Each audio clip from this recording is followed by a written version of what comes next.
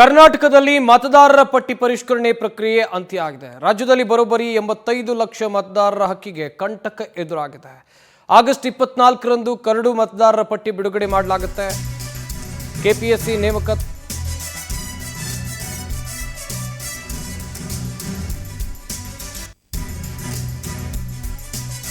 24ರಂದು curd ಮತದಾರರ ಪಟ್ಟಿ ಬಿಡುಗಡೆಗೆ ತಯಾರಿಯನ್ನು ಮಾಡಿಕೊಳ್ಳಲಾಗಿದೆ. ಮತದಾರರ ಹೆಸರು ಸೇರ್ಪಡೆಗೂ ಅವಕಾಶವನ್ನು ಕಲ್ಪಿಸಿಕೊಡಲಾಗಿದೆ. 5,54,00,000 ಮತದಾರರ ಪರಿಷ್ಕರಣೆ ಪ್ರಕ್ರಿಯೆ ಆಗುತ್ತೆ. ಈಗಾಗಲೇ ಅಂಕಿ ಸಂಖ್ಯೆಗಳನ್ನು ಗಮನಿಸಬೇಕಾಗತ್ತೆ. 5,54,00,000 ಮತದಾರರ ಪರಿಷ್ಕರಣೆ ಪ್ರಕ್ರಿಯೆ ಪೂರ್ಣ ಆಗಿದೆ.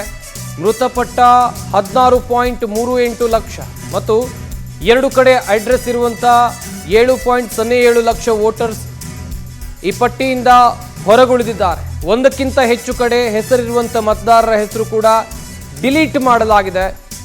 ಪತ್ತೆಯಾಗದ ಗೈರು ಮತದಾರರು 15,28,985.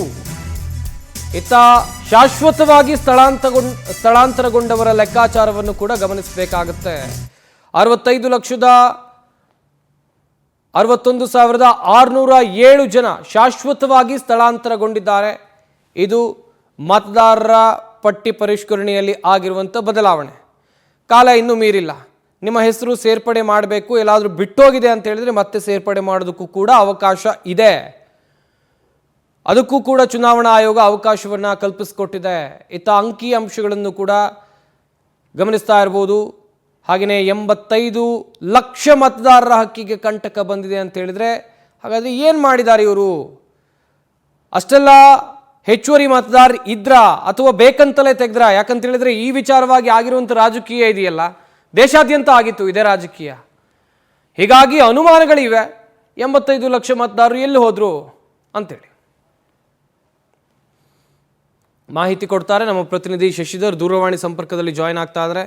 ಶಶಿಧರ್, ಇಲ್ಲಿ ದೊಡ್ಡ ಅನುಮಾನ ಅಂತ ಹೇಳಿದ್ರೆ 85 ಲಕ್ಷ ಮತದಾರರ ಬಗ್ಗೆ ಪಟ್ಟಿಯಿಂದ ಅವರು ಹೊರಗುಳಿಯೋದಕ್ಕೆ ಕಾರಣ ಏನು? ಬಟ್ ಇಲ್ಲಿ ಈ ಹಿಂದೆಯೂ ಕೂಡ ಆರೋಪ ಪ್ರತ್ಯಾರೋಪಗಳು ಕೇಳಿ ಬರ್ತಾ ಇತ್ತು ಈ ಮತದಾರರ ಪಟ್ಟಿ ಪರಿಷ್ಕರಣೆ ವಿಚಾರಕ್ಕೆ ಸಂಬಂಧಪಟ್ಟಂತೆ. ಡೀಟೇಲ್ಸ್ ಅನ್ನ ಕೊಡೋದಾದ್ರೆ ಶಶಿ. ಸಂಪತ್ತು, ಎಫ್ಐಆರ್ ನ ಮಹತ್ವದ ಉದ್ದೇಶ ಏನಂತಂದ್ರೆ ಯಾವೊಬ್ಬ ಮತದಾರರು ಯಾರು ನಿಜವಾದಂತ ಮತದಾರ ಇರ್ತಾರೋ ಅವರನ್ನ ರಕ್ಷಣೆ ಮಾಡುವಂತದ್ದು. ಮತ್ತೆ ಅದರ ಜೊತೆ ಏನಂತಂದ್ರೆ ಯಾರು ಕೂಡ ನಿಜವಾದಂತ ಮತದಾರರು ಎರಡೆರಡು ಕಡೆ ಇಲ್ಲ ಮೂರ್ ಕಡೆ ಮತಯಾಚನೆಯನ್ನ ಮಾಡಬಾರ್ದು ಅಂತ ಹೇಳ್ಬಿಟ್ಟು ಇದು ಇನ್ನೊಂದು ಉದ್ದೇಶ.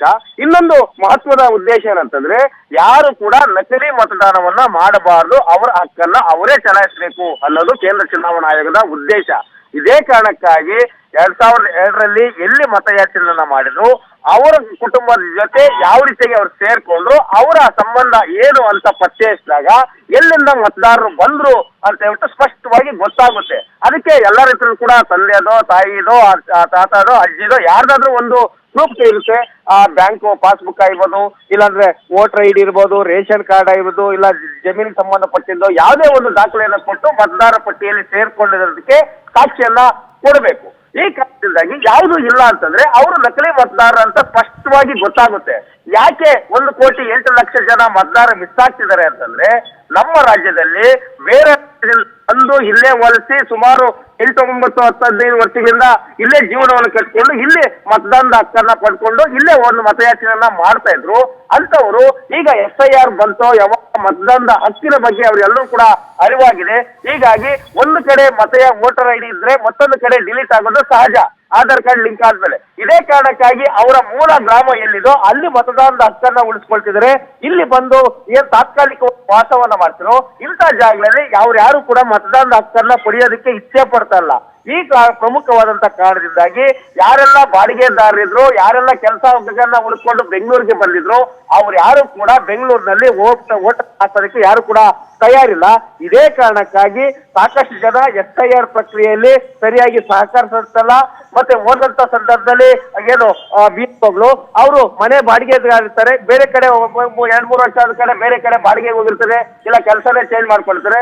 ಇಂಥವ್ರ ಸಂಖ್ಯೆ ಸುಮಾರು 65 ಲಕ್ಷ ಜನ ಏನ್ ಬೇರೆ ಕಡೆ ಸ್ಥಳಾಂತರಗೊಂಡಂತವ್ರು ಇಡೀ ರಾಜ್ಯದಂತ ಕಂಡು ಬಂದಿದೆ. ಬೆಂಗಳೂರಿನಲ್ಲಿ ಸುಮಾರು 50 ಲಕ್ಷಕ್ಕೂ ಹೆಚ್ಚು ಜನ ಇದೇ ರೀತಿಯಾಗಿ ಬೇರೆ ಕಡೆ ಸ್ಥಳಾಂತರಗೊಂಡವರು, ಮೃತಪಟ್ಟವರು, ಮತ್ತೆ ಬೇರೆ ಕಡೆ ಮತವನ್ನು ಹೊಂದಿದ್ದು ಇಂಥವ್ರ ಸಂಖ್ಯೆ ಹೆಚ್ಚಾಗಿ ಕಂಡು ಬರ್ತಾ ಇರೋದ್ರಿಂದ ಅಕ್ರಮ ಮತದಾರರಿಗೆ ಕಡಿವಾಣ ಹಾಕೋದಕ್ಕೆ ಒಳ್ಳೆಯ ಮಾರ್ಗ ಅಂತ ಸ್ಪಷ್ಟವಾಗಿ ಹೇಳ್ಬೋದು ಸಂಪತ್ ಇದರಿಂದ.